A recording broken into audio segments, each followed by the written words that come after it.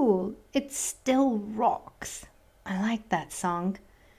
Do you remember Ruben and the time travel video he made about the first video you guys made together, where he, in his now, spoke about the recording in your now and how the listeners heard it in their now? It's all getting a different meaning now. Bauhi looks over at me and smiles. That's exactly what Ruben said after reading the book. What book?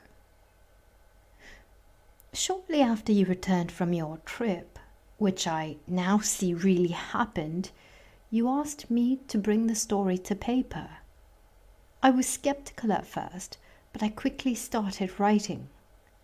By the end of July, it was finished, and that got the wheels rolling. That's what Nathan meant yesterday and why we all know your story. It became very well known. I felt my jaw dropping. What did he just say?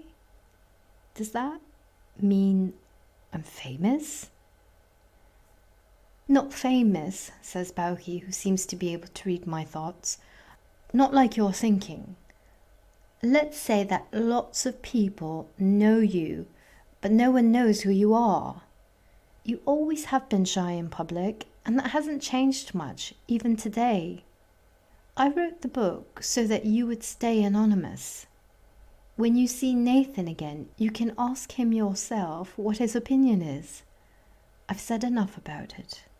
I just want you to know that, from my personal perspective, you've always been a good example for creating personal peace.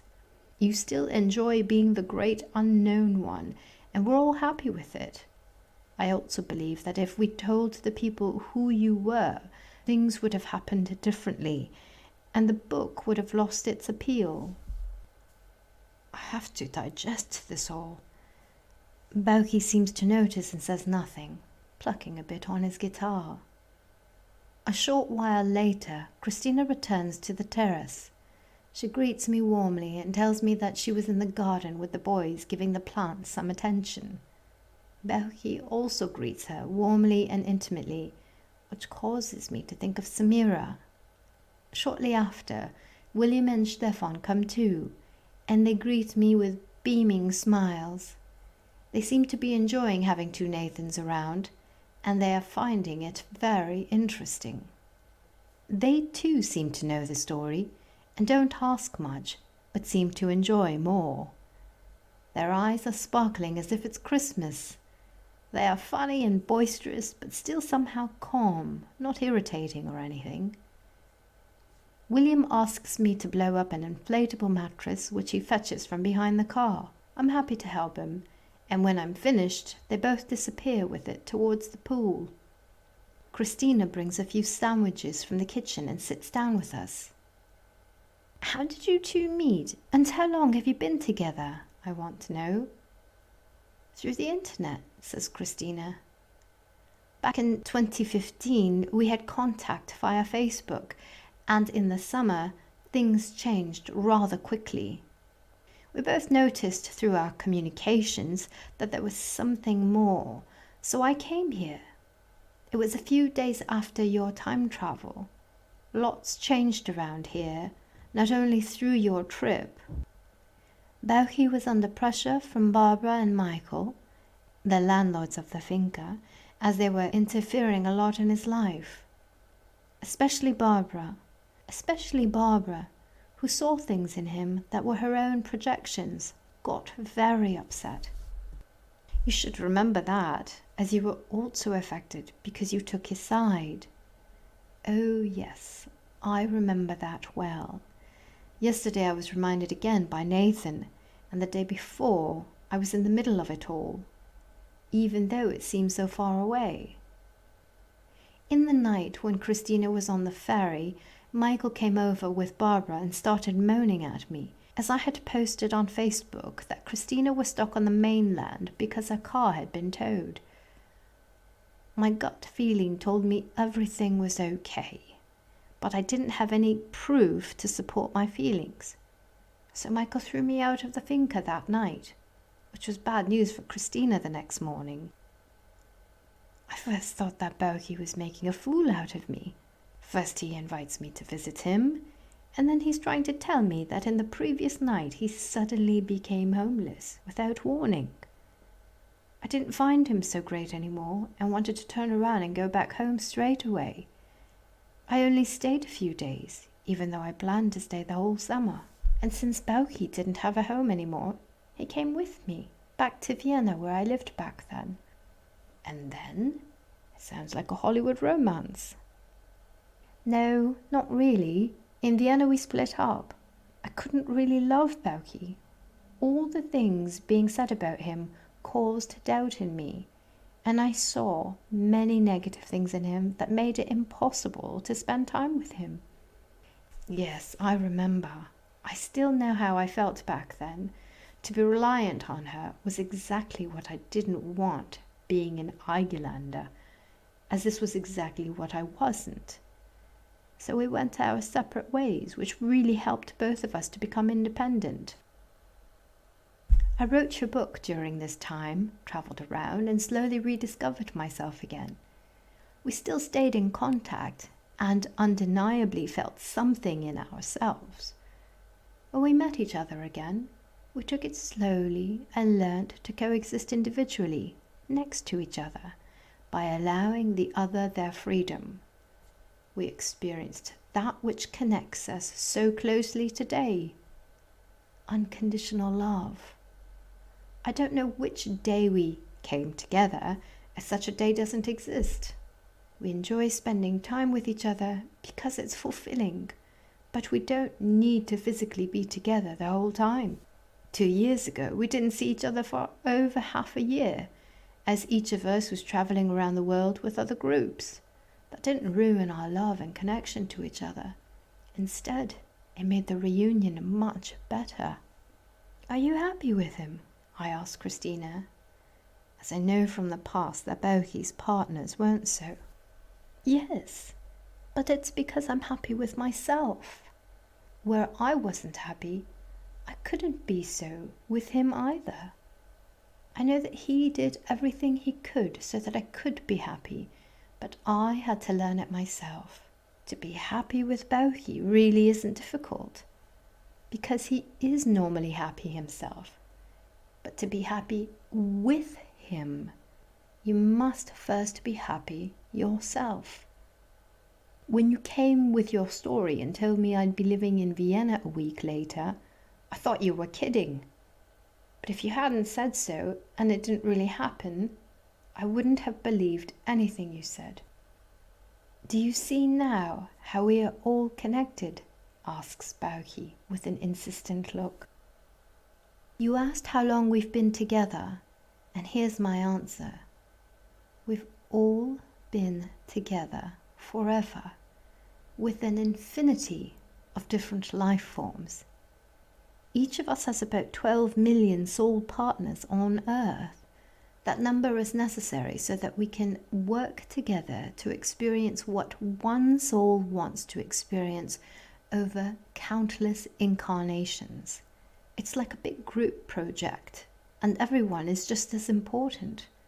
Every notion of separation is an illusion, a result of turning away from it all, especially God and ourselves, which is the program here on Earth. It doesn't matter how real it seems, nothing is really. You won't believe how quickly I became thankful towards Michael and Barbara for their contribution, as I learned something special from them. No one can really do anything bad or evil, because it can only be interpreted as bad or evil, and the interpretation is only real for the observer, no one else. I was upset at them for a few days and felt unfairly treated, but afterwards I could have hugged them. Not that that would have been a good idea, as it would have been impossible to enjoy anything together in that combination, especially as they preferred to concentrate on resentment for a while longer. Still, Without their actions, my experience wouldn't have been possible, just as none of our experiences would be possible without our so-called soul partners. They did calm down after a while, and we were able to sit down and interact with each other in a friendly way again. In the meantime, I surrounded myself with others who accepted me as I was, as they were centered themselves, and I enjoyed the times. Since then, I'm doing better than ever before. Wow, they really threw you out? What did they do with me? They left you alone as you were gone anyway. You went on a sailing trip for a few months with Thomas and Katy, and as I've heard, you were really good in ignoring their negative vibes. That's what I just couldn't do anymore. Does that answer your question to Nathan yesterday about dealing with people that don't leave you alone? Yes, I think so.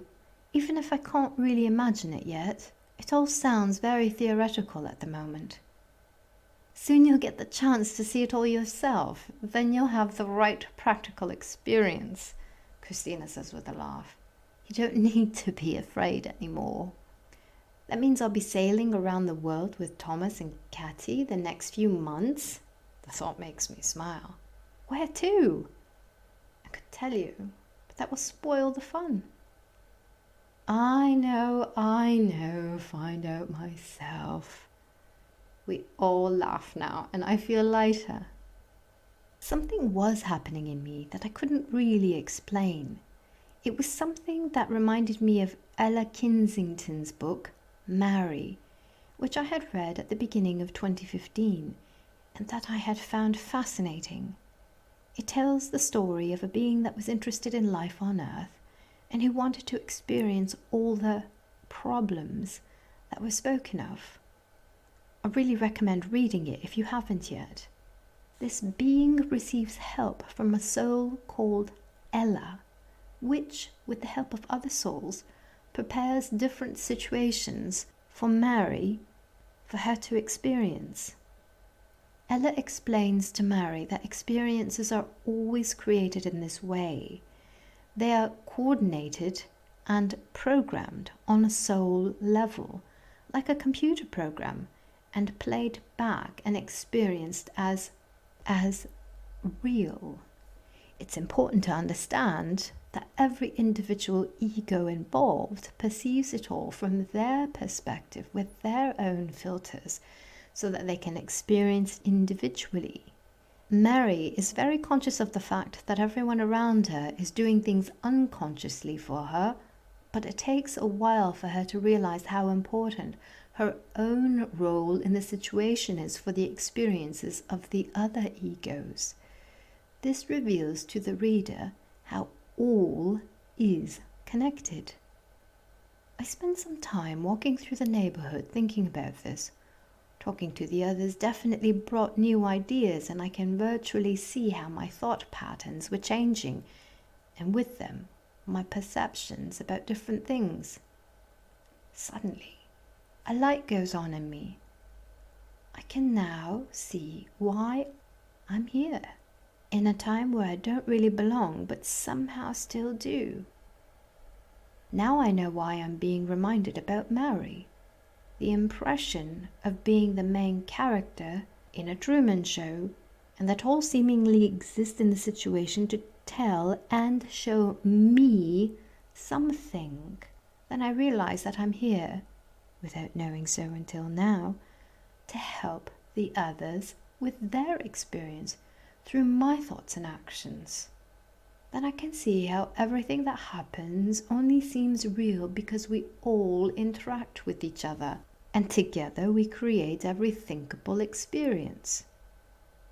No one can think, say, or do anything other than what has been agreed to on a soul level. Any thoughts of right or wrong become relative, as it is only right or wrong in relation to something else. My thoughts become lost in the here and now, and a wave of clarity overcomes me. My senses start playing tricks on me. A wonderful scent surrounds me, the smell of all the trees, shrubs, and flowers around me. I noticed how it was there the whole time, just that I wasn't. At least my thoughts were elsewhere. My eyes wander over to a flower field that couldn't have been more colourful. I've never seen such intense colours. I'm in a concert of quietness that doesn't need a direction or notes. I can hear birds singing, a whole chorus of them singing a song that couldn't be more beautiful. Even the cicadas are singing along. The rhythm of their chirping matches the melody of the birds. The humming of the bees and bumblebees reminds me of the bass tone of bagpipes, and it too fits perfectly in the song. This was all there before. I just didn't notice it and how it became so loud suddenly. Nothing changed. It's just now I'm listening. I can feel how my body is moving, how my breath moves through it like the warm midday sun. It's shining intensely, but in this moment, I'm at one with it and can feel it with every cell. I see a fig hanging on a tree in front of me. All I have to do is reach out and pick it.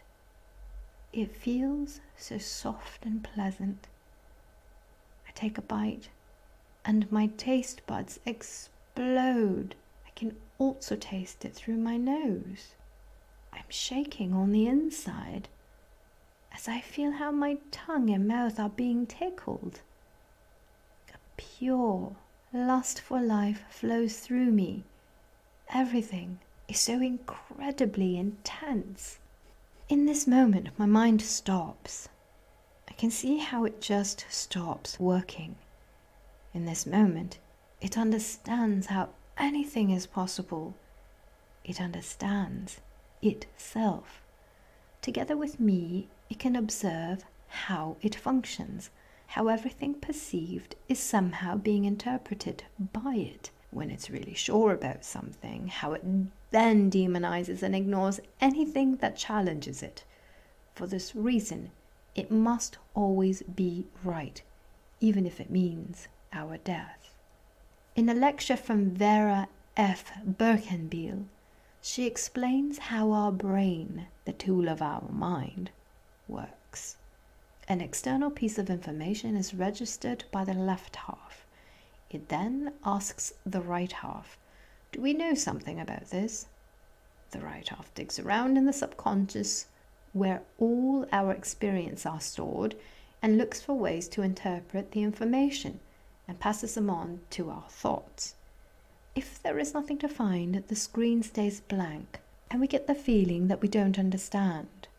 When our mind is programmed to always be right, we react instead of observe or listen to all things that's being said and experienced. And we don't learn anything and fall back into our habitual behaviors. As I was walking along enjoying the surroundings, I could watch my mind reprogramming itself. I didn't have a clue how I could assist or influence it. It seemed pointless anyway. I could also see how my interest pulled me into this perspective. It was that which my mind was following, and it started to show me things that were necessary to experience something from a specific perspective. Suddenly, I can understand Einstein's 95% unused potential, and a lot more that lies 95% unused in us. I could tell you more, but that would ruin your fun in finding out for yourself. My mind continues to reprogram itself by shooting clear thoughts through my head. Unconscious and conscious things, some that I can barely remember, and things that I don't have an explanation for, but I don't feel stupid or need to feel shame for not knowing. I can feel something in me enjoying standing in front of a black hole from which anything can come, waiting with interest and suspense for whatever is to come next, like a cat waiting patiently. I get a feeling of being able to understand because my mind has understood that it's not necessary to grasp everything, but it can gain understanding of something any time it wants by simply observing situations as it is learning, and in the end, it will always understand it. Do you understand? Again, says my mind, and as if it was in a book, I can reread the last paragraph. Yes, comes the answer. I understand. In the meantime, I enjoy the paradise in me and around me, and smile at my mind that's talking to itself and realizing that this too was always there. It also didn't only start now. It is simply change that I've now perceived, which tells me in simple logic that my world won't be the same again, and neither will I. With each step and breath, I become more one with that around me. I become the world around me. I know that I'm not it. I am that which perceives all that arises in me, watching and experiencing. I am everything around me. Not only am I connected to everything, but everything I am experiencing is me. Still, my consciousness is on another level, where it observes everything and me from a neutral point of view. And that is the only thing I perceive to be real. I turn the corner and almost walk into someone. That's me, Nathan,